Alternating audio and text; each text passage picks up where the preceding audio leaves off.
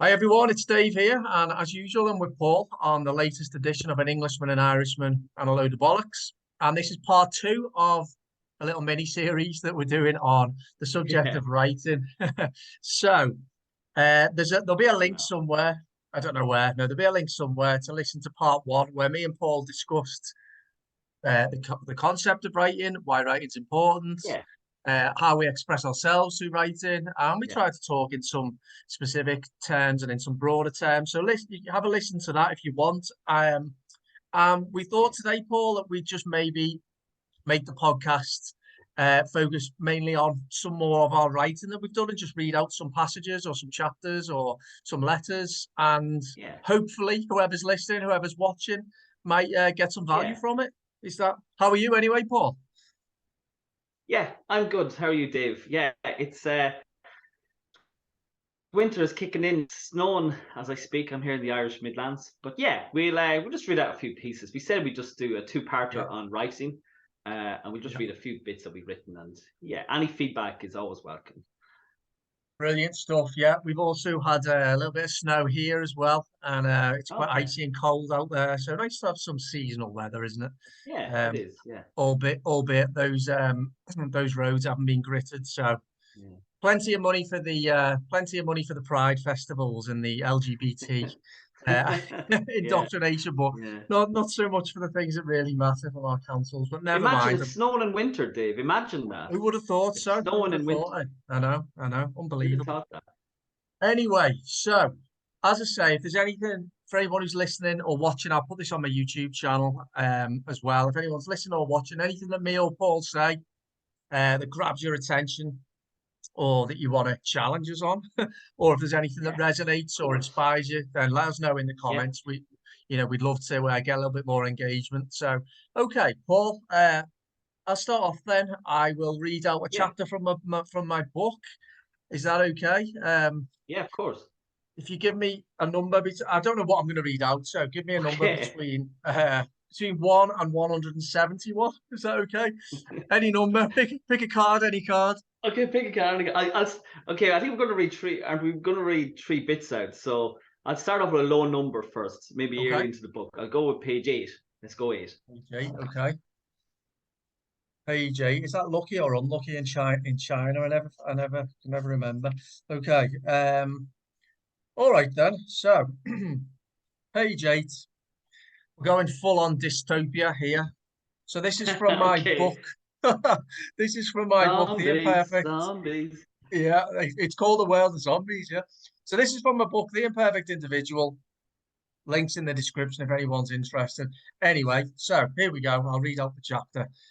A world of zombies. The pitiful individuals in this nightmarish and paranoid society are told that there is a deadly disease in circulation. They are forbidden by the all-powerful state to leave their house except for a state-sanctioned bout of exercise lasting no more than 1 hour, or to purchase essential items. They are not permitted to see their loved ones or to enter within a 2-meter distance of any other person with whom they come into contact, save the people they live with. They must be careful not to breach any of these restrictions for fear of being reported by their neighbours and visited by the police, who may issue them with a fine. They must wear a cloth covering their face when out in public. They must obey strict instructions when shopping, robotically adhering to designated zones, and keeping distance, all whilst ensuring they don't cough or sneeze for fear of being castigated by a terrified fellow shopper wearing a mask. They are indoctrinated with messaging on TV, radio, and the internet, instructing them to avoid contact with other people at all costs. In their hordes, they religiously tune into their TV sets at 5 o'clock every day for an hour-long update from the government about how their sacrifices of unquestioningly surrendering their freedoms to the state are key in defeating an invisible enemy. For 24 hours a day, they are subjected to relentless and intense propaganda from the mainstream media, hammering home the message that this invisible enemy is killing hundreds every day and how they must obey without question the state instructions. Otherwise, more people will die and it will be their fault.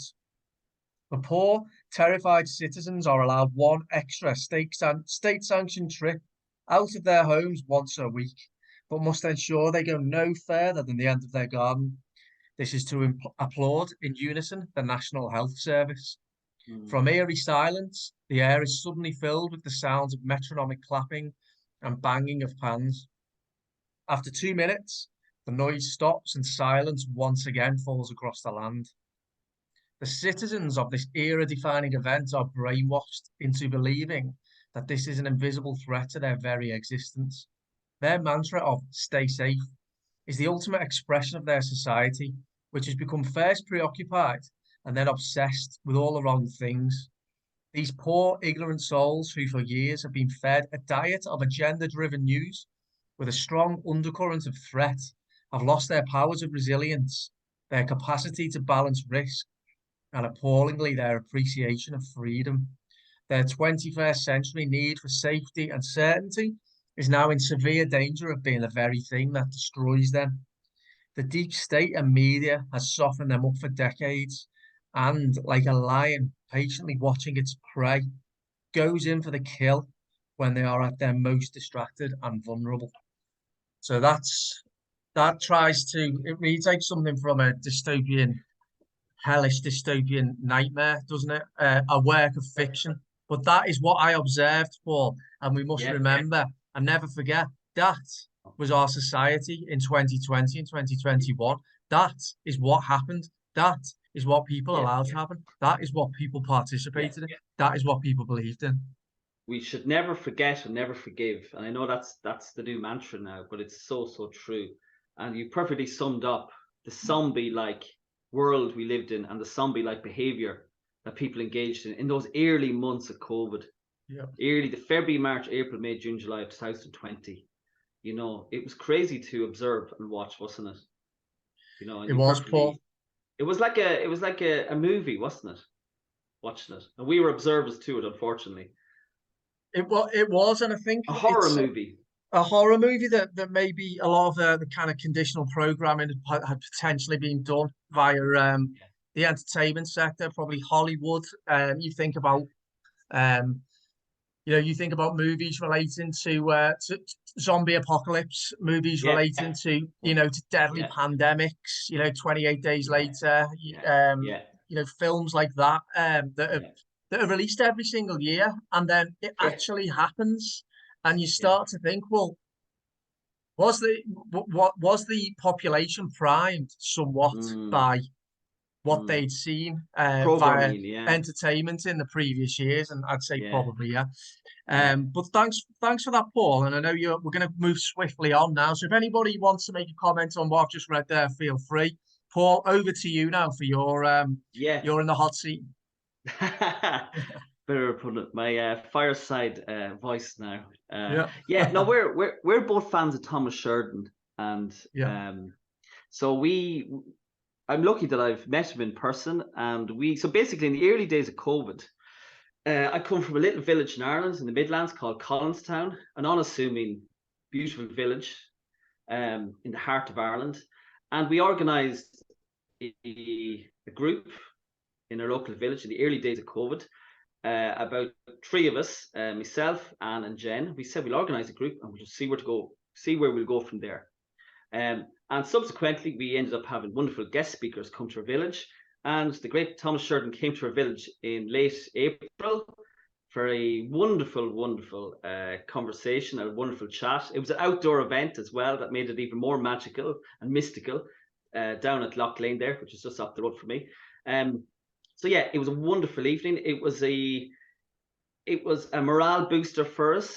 It was a show of strength as well that we're here. We're after coming. We came through a tough winter in Ireland, in the sense that we had the slave passports in situ. So it was just perfect timing. It was just what the doctor ordered.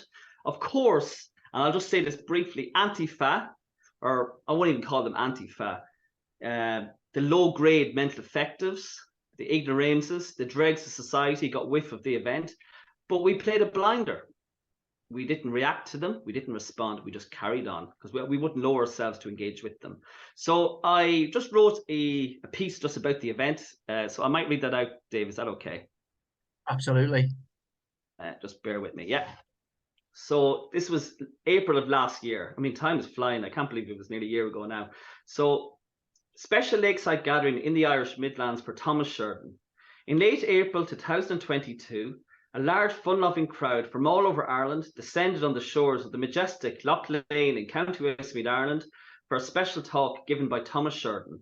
Thomas Sheridan is an artist, filmmaker, and satirist who has spent a life from Wall Street to the jungles of South Asia, attempting to discover the emergent, often elusive mythology of modern humans within the present technology-saturated era.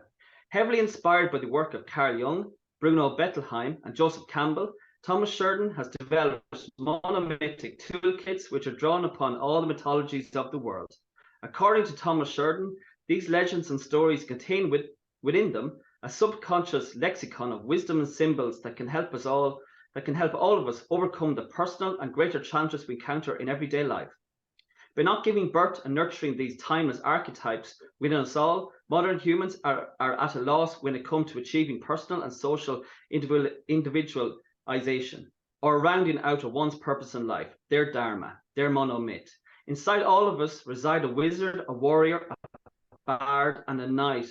And by tapping into the power of these archetypes, one can have a more fulfilling and creative life. Every challenge a quest, every situation a saga, every moment an adventure. In 2011, Thomas Sheridan came to international recognition with his book Puzzling People, The Labyrinth of the Psychopath.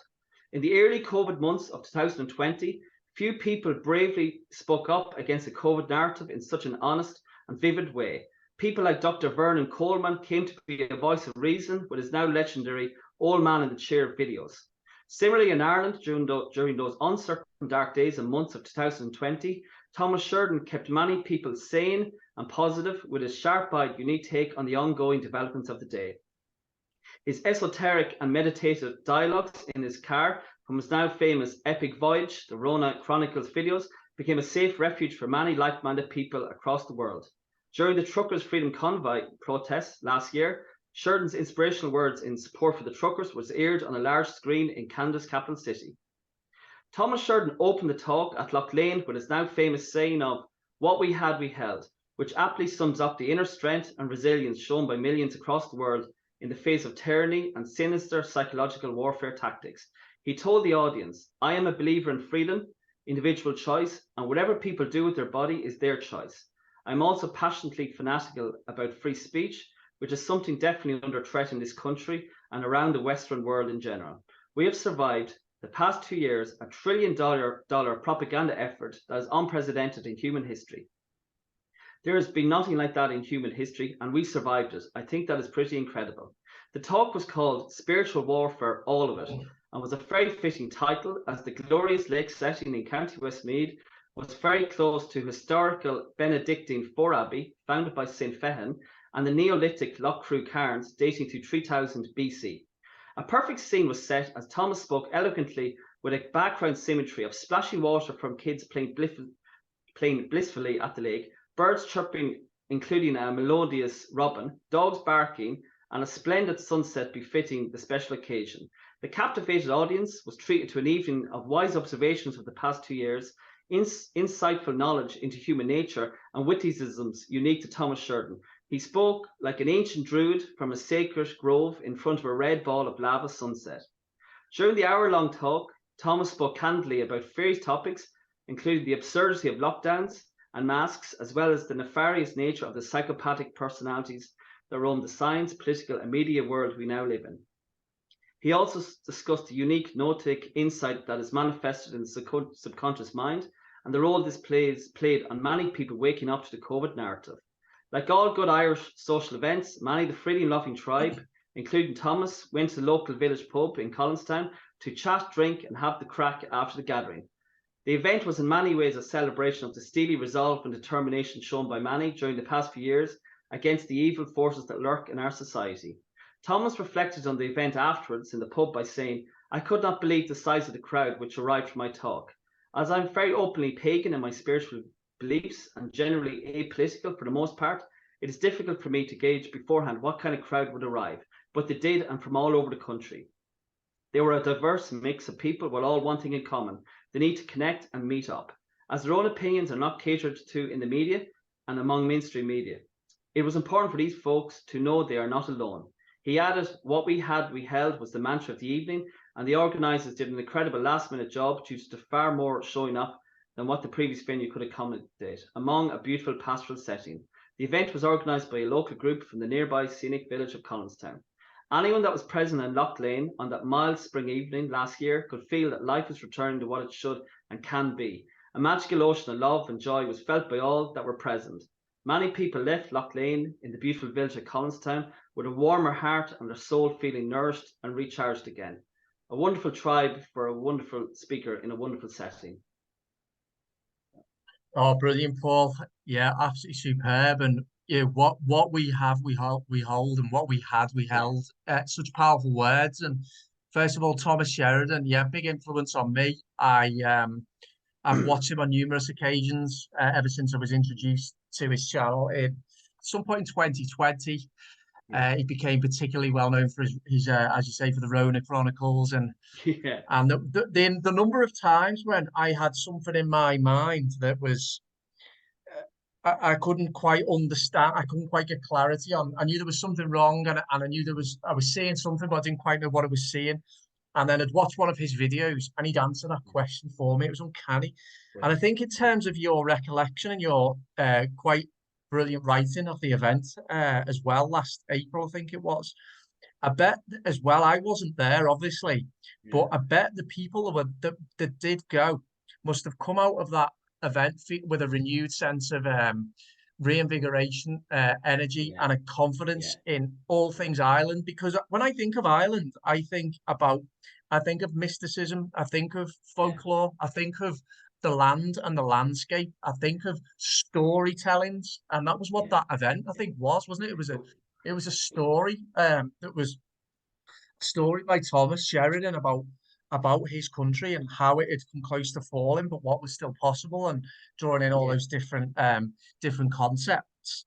I finished off with a pint in the pub and a bit of banter as well, which is also something that I associate with Ireland. So it just encapsulates everything about your country. And it was as like one of the organizers of the event, it was nerve-wracking beforehand because it was in late April and it was an outdoor event at a lake. So things that was going through my mind is, will it be too cold?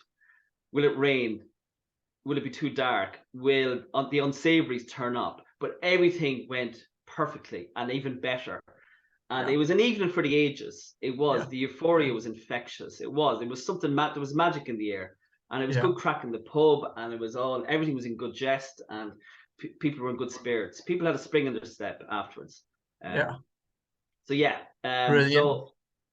it was good. It was good. It was, as I said, just what the doctor ordered. So Dave, what are you going to read next?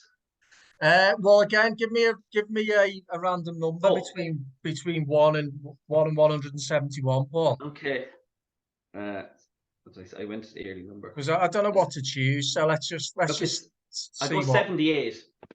78. Let's see. 78. I don't know whether it's going to be downbeat, upbeat, positive, negative, satiric. I don't know what it's going to be. Let's have a look. Where are we?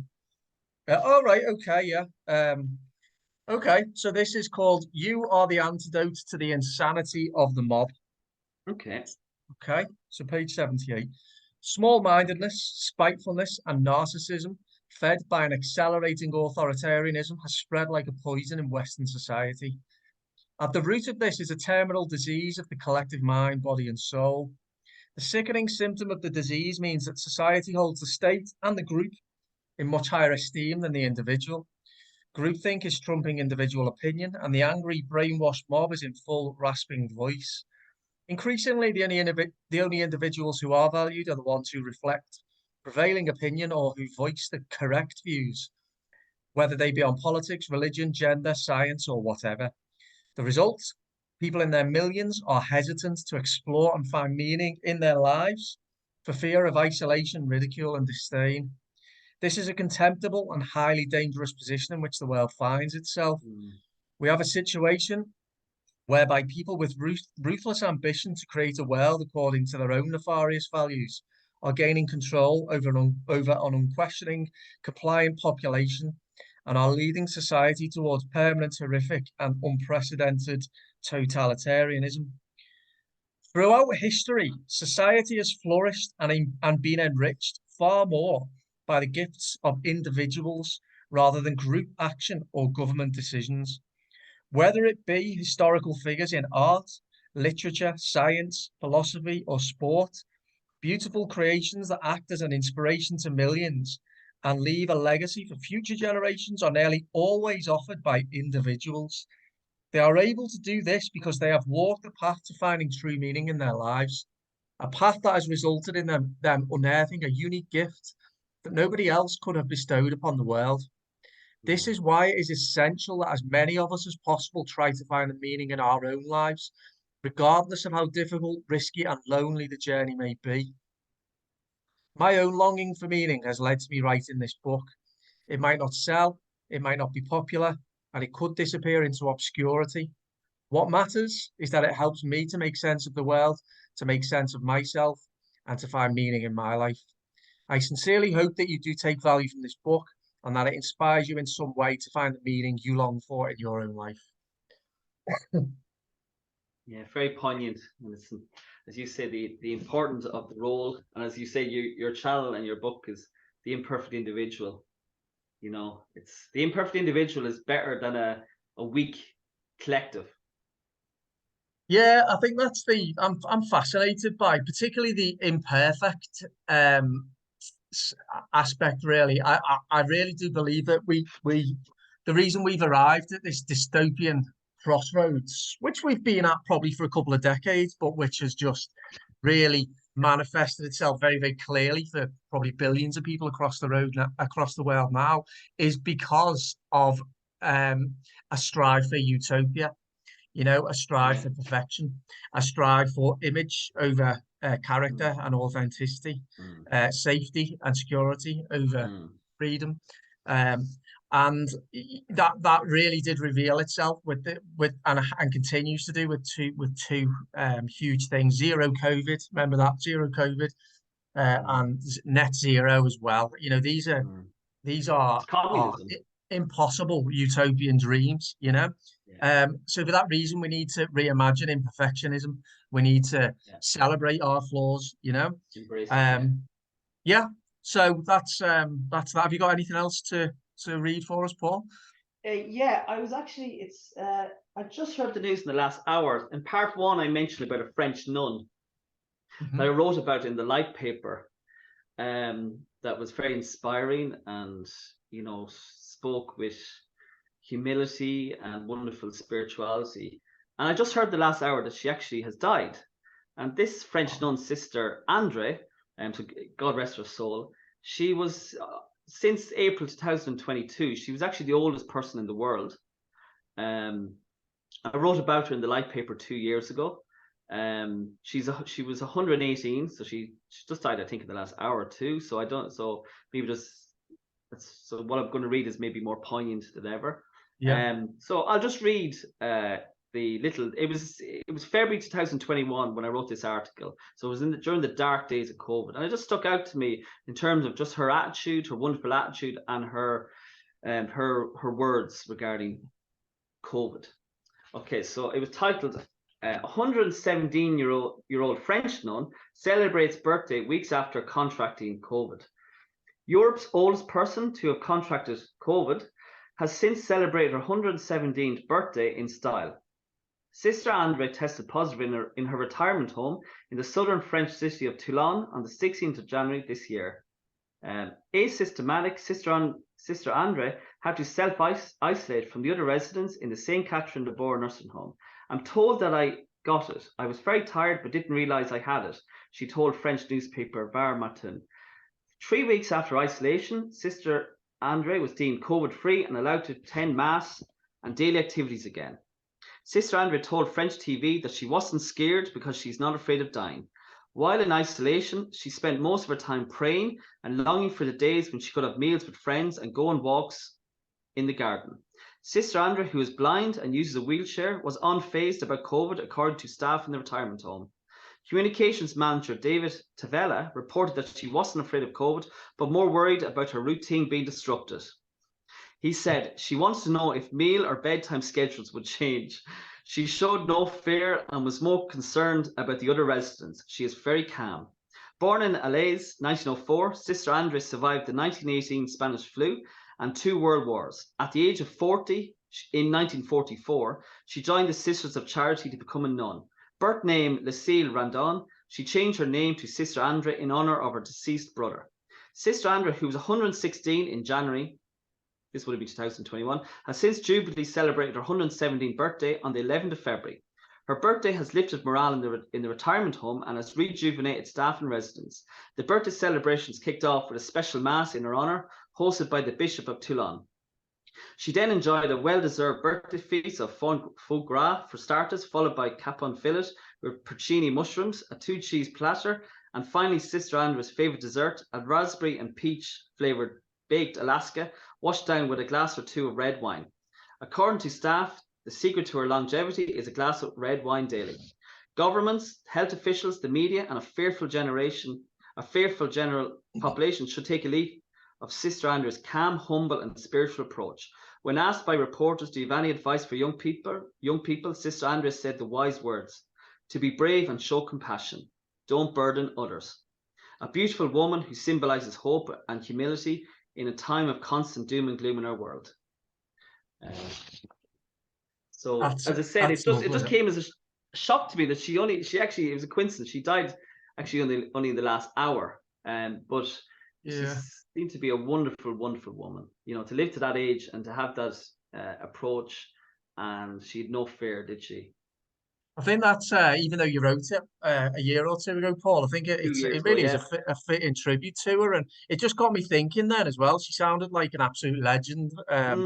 I particularly like that the secret to her longevity was a glass of wine every glass of her. I like that, but it just got me thinking that, you know, when we talk about God and how God is channeled through people, it's I think she could see through the bullshit. She could see that the fear was being used to try to, you know, to spread more fear. And you know, the antidote to that is love. And I think that's God, isn't it? You know, that's a close relationship with God, or whatever, you know, whatever your spiritual angle on it is. But absolutely, absolutely brilliant, that, Paul. Just one last thing. Just when I was writing it, I felt this was the early days. Now, this was 2021, February. I think it was January, February 2021 when I wrote it for the light paper. And I just remember, as I was writing, I felt really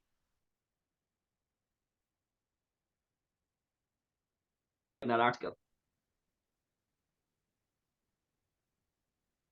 Sorry, Paul, are you still there? Sorry, yeah. Can you hear me? Yeah, can you just say that again? When you started writing it in 2021, what was it you were saying? I remember just as I was finished writing the article, sorry now, I think the internet just went there for a few moments. I remember going to my local shop and there was 2 young lads in the shop, all masked up, talking about COVID to the lady behind the counter. And I was just after finishing my article about Sister Andre. And again, it brought me back down to reality of the idea that there was just 2 realities in that world. There was reality of strength versus weakness, you know, fearlessness against cowardice, faith versus nihilism. And it just brought back to reality. You know, I was thinking of there's a nun out there in France who wasn't bothered by this. She wasn't afraid. All she was thinking about was getting back to normality, getting back to her life. She didn't want the attention. She wanted to get back to, you know, back to reality. And then there was these 2 young lads, you know, in their 20s, moaning and groaning and being afraid. It was just unbelievable to see it at play, and we still see it, you know. Yeah, absolutely. That counterpoint between I just think it's love and fear. You know, love doesn't know fear, does it? Really? It's we've got 6 minutes left, Paul. Okay. Do you want, because you've written the book, do you want to, what's your favorite chapter in the book, Dave? What am I? Oh, I don't know. I mean, maybe. I've just opened it towards the back, and you know, this is something maybe get your thoughts on this, Paul. But a concept that I'm fascinated with is the difference between truth, the Yeah. truth, and lies. Now, I've said since the start of the COVID lies, the COVID bullshit, that the world will ultimately coalesce around not what the truth is, because for me, the truth is the Yeah. truth doesn't exist because it's too nebulous. It's everyone will have a different opinion on what the truth is. But a lie is very, very black and white, and people can coalesce around a lie. And that's been my take, and I think that's what's maybe the path that we're heading down. However, there's a big difference between the truth and truth. And that's what I started to explore a little bit in the book about what truth is. Yeah. And that's how we see ourselves, how honest we are with ourselves, what our values are, how we interact with our own world, with our own families, friends, countries, cultures, societies, how open-minded and open-hearted we are. That's truth to me. But I need to do a lot more exploring on it because I've only just touched on it in the book. Yeah. So that was the page I opened it on. But what are your thoughts on that truth, the truth, and lies? Well, I think I said in part one that the truth is an inconvenience, isn't it, to their agendas and to their twisted narratives. They don't want to know, and even if the truth comes out, they'll just brush it over, you know. So what chapter are we going to read, actually, Dave? Yeah, do you want me to read it? I'll read this Yeah, chapter. of course. Yeah. This is okay. So, right, okay. The truth does not exist. So, but maybe we can sign out on this then, Paul. Is that okay? Yeah, I think so. That's what I was thinking. Sorry, I wasn't being. Yeah. Oh no, not at all, not at all. Okay, so the truth does not exist. This is at the end of the book. This book Okay. contains my story, my observations, and my opinion. But one thing it does not contain is the truth. This is important to remember in our confused world, because just as we must be on guard against being fooled by a malevolent lie, we must also be vigilant that we are not driven to madness in a fanatical pursuit of the truth. Instead, we must remember that truth is personal and ever evolving. Our truth lies in how we interact with the world, how we present ourselves to others, and how we seek to tap into our intuition. It is how we interpret what we read and hear about current events, our country, our culture, and our history, and how we use this information to shape our own perceptions and therefore our behaviour. It is an appreciation of the human condition and an understanding of our flawed and deeply imperfect nature. It is shaped by our travels, our relationship with nature, and our associations with others. It is revealed in how open we are to questioning our ideas, expanding and opening our minds, and reflecting on our own psyche, character, and beliefs. It is shown in our approach towards risk and our understanding of what scares us and why. It is unearthed in how we see ourselves fitting into society and how much responsibility we wish to take in shaping that society. For me, the best manifestation of what at this present moment is my truth lies in the form of this book. What is your truth? So, That's brilliant. yeah. Yeah. As we said about the importance of writing, is write with your heart on your sleeve, but your head screwed in, you know, and it's having the balance. And if you have the two come together, you're getting close to the truth. And it's about speaking your truth as well. And never stop speaking your truth. Never ever. Don't let them grind you down. Absolutely, because that's one of our we hear a lot. We've only got 2 minutes left about freedom of speech, bodily autonomy, basic human rights, and absolutely, there's many of us, including myself and you, Paul, who have really taken a stand.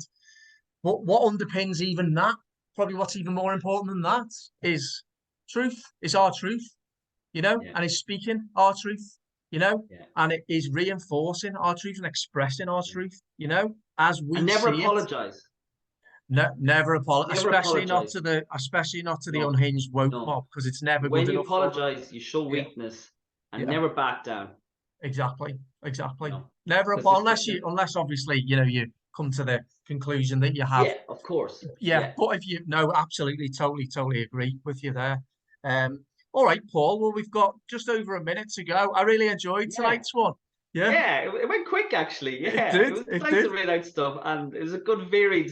We covered a few different people and different concepts. So it's thank you.